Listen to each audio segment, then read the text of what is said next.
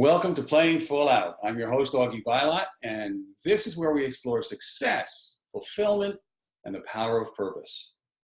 Each episode on the Playing Full Out podcast is dedicated to meeting and learning from people who not only make money, but make a difference. You know, whether it's lifting others, providing access to services, or whatever their passion happens to be, we are believers in enlightened wealth, success that serves others. You know, I've got some primary mantras, and I always share them. The first is play full out. You know, be fully present. You know, focus on the things that you're involved in right this minute, and don't be distracted. That's what playing full out is all about. It's not about exhausting yourself unto death.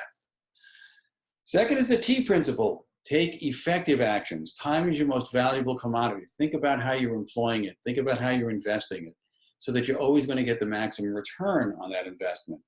And then finally, service and gratitude is more than a platitude. You know, on these podcasts, you'll meet many amazing people from all walks of life, all kinds of backgrounds. And today's special guest is Christa Hixon. And Christa, I'm so glad you're here with us today. Thank you for inviting me. Welcome. Well, Christa is what we kind of refer to as a serial entrepreneur. Now, her main thing has been real estate, and that journey began quite a few years ago, actually up in Pennsylvania, where she bought her first home and inherited a long-term tenant because it was a multi-family type of unit. And because of that experience, when she sold it and made money, when she came to Florida in 2004, she bought her first investment property. Is that kind of accurate, Christa? Yes, it is. Okay. And over the years, you've invested in yourself, you've invested in your business, and you've built a nice portfolio that's helped you to move on to other things. That's where that serial entrepreneur thing comes into play. And while enjoying cash flow from your current properties, you've developed a martial arts studio for kids, correct? That is true. And one of the things that, you know, you've told me, and I'd like to have you share a little bit about that story, is much like real estate, it can create recurring income. So maybe that's a place to begin. What was it that attracted you to the martial arts? Well, at the time, I had already been training at another martial arts school and just got my yellow belt, and I was very enthusiastic about that. And when someone approached me, having already had a martial arts school before, wanting to get into it again, I asked him, well, why didn't it work before? And he said the problem before was that he had to wear all the hats all by himself, and he burned out. And he thought, well, if you work together with someone, and he thought of me because of my marketing skills with real estate, he thought it would be a very good match. Well, that's not how everything transpired. However, when I did my research on how to open up a martial arts business, I learned that so much of what I learned in my real estate experience translated to martial arts because of the recurring income with the tuition, which was very similar to the rents that I would collect. Right, so collecting rents. And so yes, and so it helped me better project, because of the recurring tuition, to project, you know, well, what did I need to be able to be successful with the martial arts school? And so it helped me put together my business plan, which was very similar to what I had for real estate. So it kind of boils down a little bit to knowing your numbers. Exactly. It's exactly what it is. And you're really good with that. I know that for a fact. Now, when you first started in real estate in Florida, you know, the market was kind of working with you. And I know it kind of turned against all of us around 2006. Yes. And so what kind of transpired there? Because we all, as entrepreneurs, we all face struggles, and sometimes things happen that we either don't anticipate or we anticipate, but they turn out to be more of an onslaught than we expected. Well, as far as the downturn, at that time, I had this grand idea to set up a pipeline of lease options. And I had gotten it to the point where I was just about ready to sell those lease options as I Mm-hmm. acquired new ones, but that's when the market dropped. So I ended up keeping all these homes that I had intended to keep. Mm-hmm. And that that the problem was that they were not designed to be, because of the way I purchased them traditionally, Mm-hmm. I just wasn't able to cash flow them indefinitely as a rental because the rent dropped as well. Right. And so I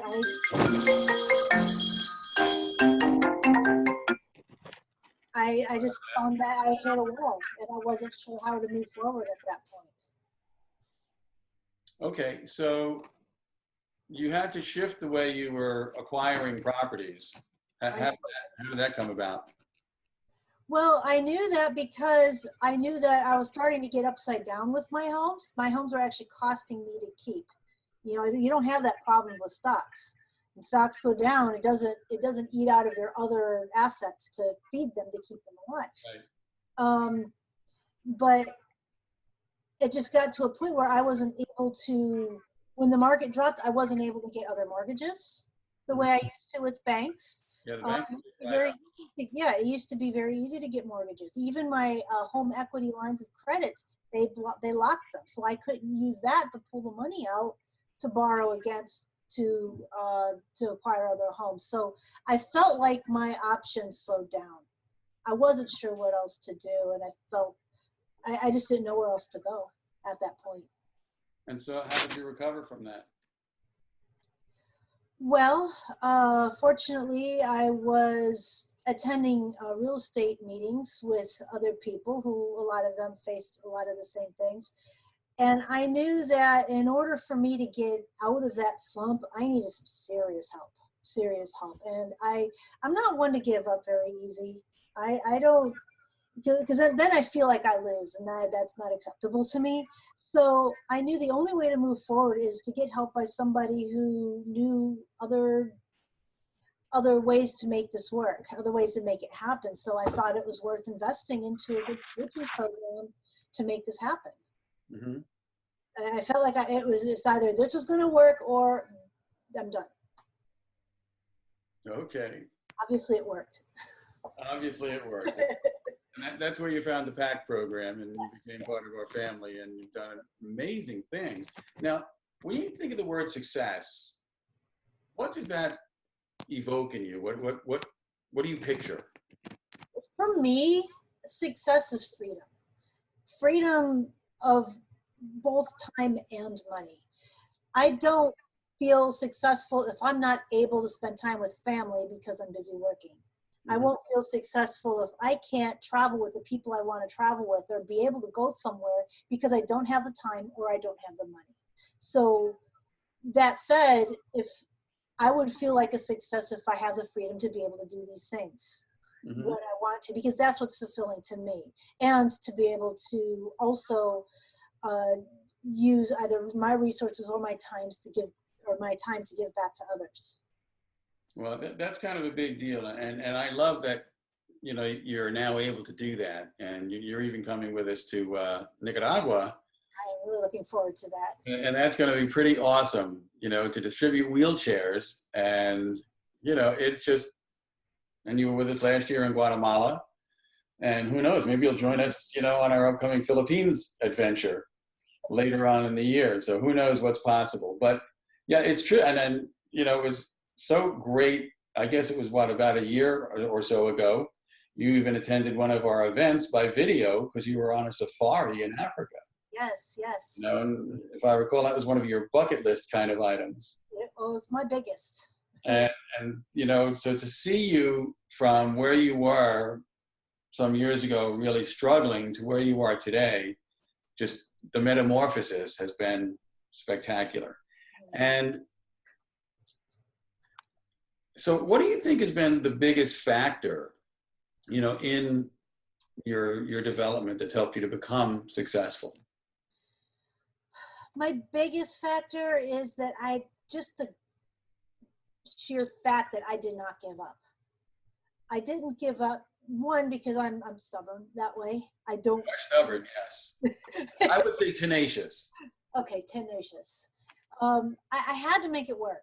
I had too much to lose. I had to make it work. And so because of that, I just kept with it. But also I think and even with that tenacity, what helped me make it happen is that I made a point to insert myself around people who already succeeded, who already had the success that I was looking for. And so I paid attention. What are they doing?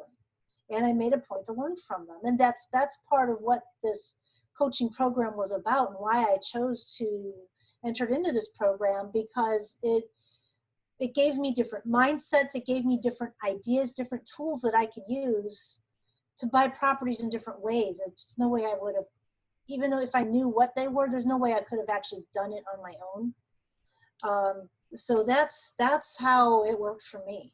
That's how I was able to continue buying, even when the market was down. I continued to buy. And there's no other way I could have done that.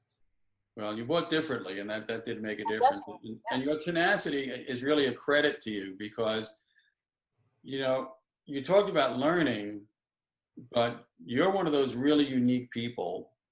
And that's, I think, what makes you kind of an outlier in terms of being successful, is that not only do you learn, you implement. And if somebody says, here's the formula, you don't try to tinker with the formula, you implement the formula, and you have this failure is not an option kind of attitude, and you make it work. You continue to stick at it, and that tenacity, I think, has rewarded you really well. What mistakes have you made along the way? You know, everybody I talk to that's become successful, it wasn't a straight line that went, you know, from here to here, but it kind of, you know, did some of this. Right. I'd say my biggest mistake was relying heavily on banks. Mm-hmm. And the reason why I did is because that's all I knew. And it was easy to get at that time. And so when the market dipped, I mean, I was going to go with it. I mean, there's no way around it. And so I, you know, in hindsight, I wish I could have known other ways of buying houses, but honestly, it probably just wasn't going to happen. I learned as much as I did because I had to. Mm-hmm. I had to. But that's where my mistake was, and that's why I hit the wall like I did. You know, when it crashed. That's my biggest mistake with real estate. That's for sure. Okay, no, that's absolutely fair. What would you say is the hardest decision you ever had to make? Oh gosh, the most difficult decision was making that first decision to let a house go when the market crashed. That was tough. That was tough because, one, I knew it was going to kill my credit. The two, I mean, it really hurt me inside, because this was my work. You know, I put in the marketing to find this property. I had the, you know, this lease option pipeline laid out exactly as instructed through a different program. Mm-hmm. Wasn't your program, it was a different program, but I mean, I did all the right things, I thought. And to have to make that decision and to cherry pick which one to start letting go. I mean, it hurt. But as much as that hurt, I mean, I had to take on the mindset, well, you know, just as Starbucks, if there's a particular location that isn't producing, they'll shut that one down and go produce one somewhere else. And so that's what I ended up doing. And that's why I still continued to buy, even as I had to let some go. Well, yeah, we learn from our mistakes. I mean, success is not a great teacher. I mean, it's a great affirmation. It tells us what we did right, but learning the things that we did wrong allows us to fix them. So, you know, mistakes are not terminal, and businesses have wins and losses, and the key is getting more wins than losses. And people sometimes forget that this is a business. And I think treating it that way will make a difference in how you make your decisions. And nobody kind of teaches us that out of the gate, so to speak. You know, it's not inherent knowledge. It's something that we have to acquire. Right. Now, What would you say has been your greatest learning so far? My greatest learning, Well, relative to becoming successful and well, my biggest learning was actually, my biggest learning is actually learning the different ways on how to buy properties, but actually just biting the bullet and doing it. As long as I knew how that something could be done, I didn't stress about all the details before I locked it on contract. I knew that as long as I got it under contract, I could figure out the details later. And so that allowed me not to miss out on good deals. And even when somebody approached me on wanting to buy, was it 13 properties? And I didn't know how to do it, but I figured, I had enough help that I worked with them. We got the job done. We got that flipped, and I didn't even put any money into it. And I think just that ability, just knowing that I can enter into agreements and not have to worry, that I think that was the biggest thing that set me free to be able to do these deals that I did. So that was my biggest learning right there. yeah, and you made a nice little profit on that thing that you had no money involved in, as I recall. Yes, we did. Yeah, I never even saw those homes either. Well, that's okay. You partnered with somebody else and you brought your expertise to the party. I did. And that was a great value, and that's one of the keys of all the successful people I know, is that they always create value. It's not just finding a lucky deal, but it's how do we add value on a consistent basis that lets the process repeat and repeat and repeat. So do you have any kind of a role model or people who you like to emulate? Well, I'd say my biggest role model, I'd have to be you, and I mean that sincerely. And I say that because even though we might have different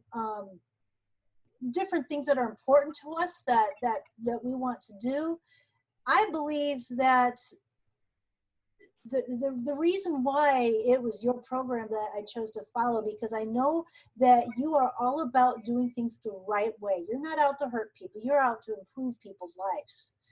We're not out to steal from people. We are out to solve a problem that that these people would not have any other solution. And the idea is that we all benefit. And as we all benefit, everybody walks away in a better place, that everybody can achieve their goals that they're looking for. And to me, that's the way it should be. That I can sleep at night knowing that I did the right thing and that I moved not only someone else in a better place, but myself as well. And I have my own goals, my own things that I want to do. And these are the kinds of things that will allow me to do that, like going to Nicaragua. It's not something I would have been able to do before. And I'm fortunate to be able to do that because of the things that I've learned and following the things that you do. Well, thank you for that. That's very kind. And I'm really proud of all of the things that you have accomplished. I mean, you become a volunteer at the local zoo. You love animals and animal causes. And I know I kid you about that, but I have to show you a picture of my sister's dog because I fell in love with a dog. Go figure. You never thought that would happen, but I did. But no, this is really great stuff. Now, for somebody just starting out, what kind of advice would you give somebody? Well, the biggest advice on their path to success, Don't give up when it gets tough, and I know so many people do. You have to keep focused on why you're wanting to get involved in real estate in the first place. You go to local real estate groups, there's so many wannabes there, but you really have to have that why. Why are you doing this? And you have to come up with a plan on how to get there. But the trick is, when things get just a little bit difficult, that's when most people give up and go back to whatever they were doing.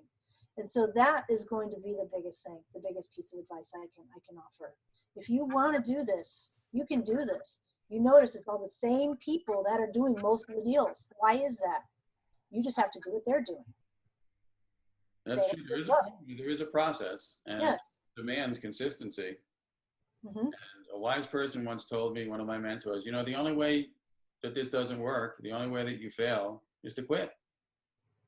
You know, given enough time, everybody can get it. Everyone can do it. And it's a marathon. It's not a sprint. Part of the problem, I think, is people are looking for a get-rich-quick scheme. I don't have one of those.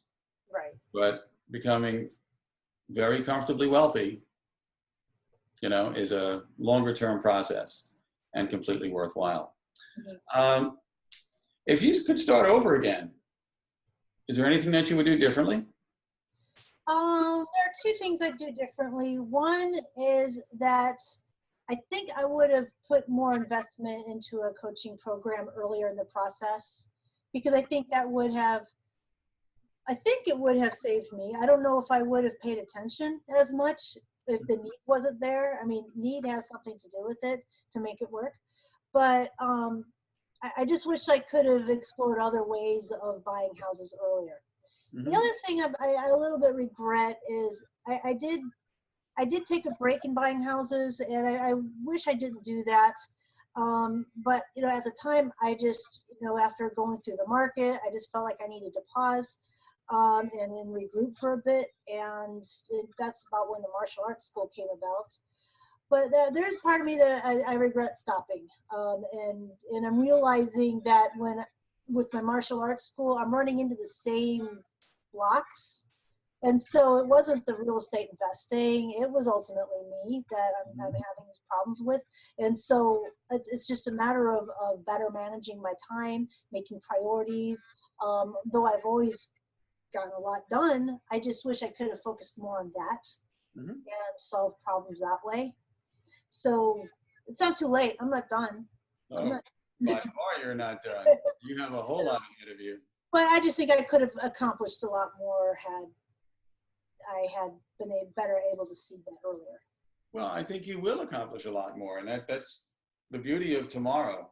We always have a new day coming, and how we decide to invest it can make all the difference in all the days that follow. Absolutely. And, you know, I've just seen you do that, you know, from a perspective of personal reinvention a number of times. And I've seen you when you're down in the dumps, and I've seen you when you're high as a kite. And, you know, you're just a very authentic person. And I think that is also a key to your success. You're pretty much a what you see is what you get. You don't try to baloney anybody. You don't try to BS anybody. And, you know, you've demonstrated that properly applying knowledge makes all the difference. It's all in the application. It's taking action. Like I talk about the T principle, taking effective action. You are not a time waster. You're a time investor. And there's such a big difference. But people that spend time never get it back. People that invest time tend to magnify what that time can produce. And you produce a pretty good harvest on your time. So that's pretty amazing. What's your favorite way to give back? My favorite way to give back, I enjoy helping others work through their internal struggles that I've been going through, that I went through, because I get it. You know, I know what goes through their mind. I understand the fears, talking to sellers when you're not used to that. I understand the fears of locking down contracts because you fear you're going to get stuck, you're going to get hosed. You know, I get it because it really wasn't that long ago.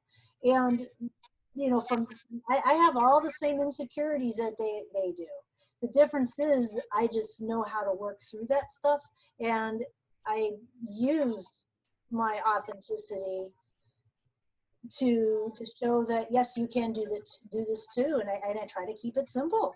You know, the process, you lock it down, there's just one little clause that if you make a mistake, it's okay. You've got that out. It's okay.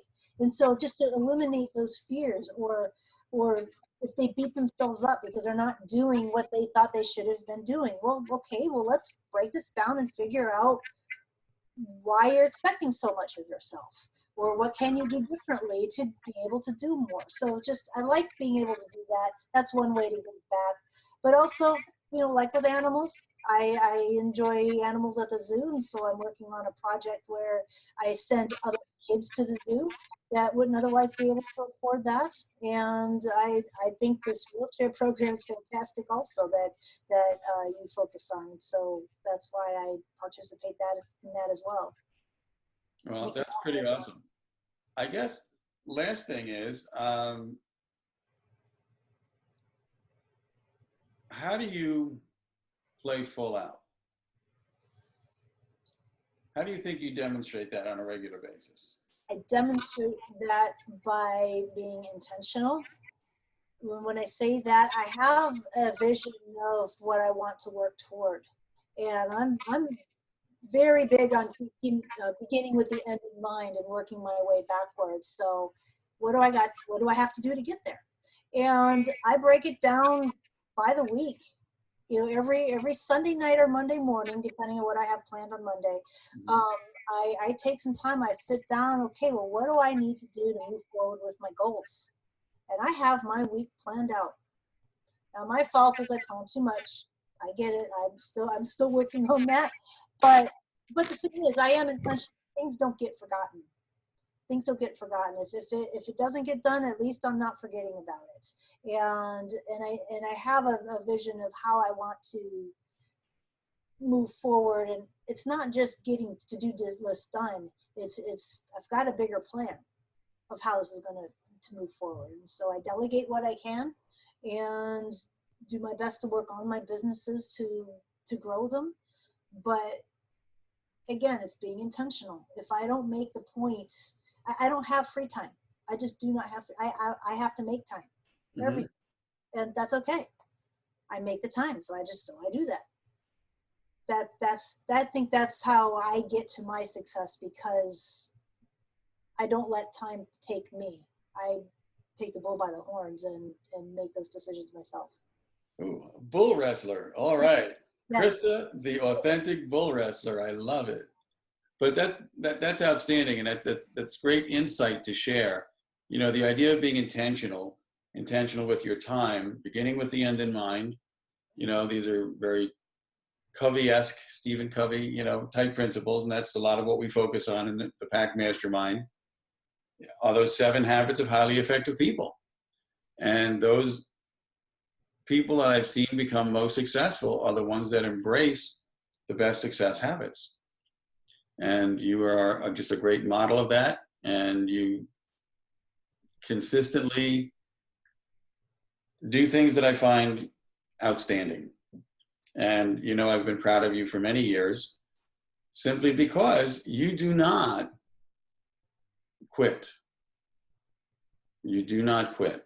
And that is so powerful, because you know you're going to get it. You know you're going to do it. Even stuff that was uncomfortable in the beginning, you've now become a master. And you are just a perfect example of what people can become by, gaining knowledge, but also implementing and not staying on the sidelines. So you get in there and mix it up.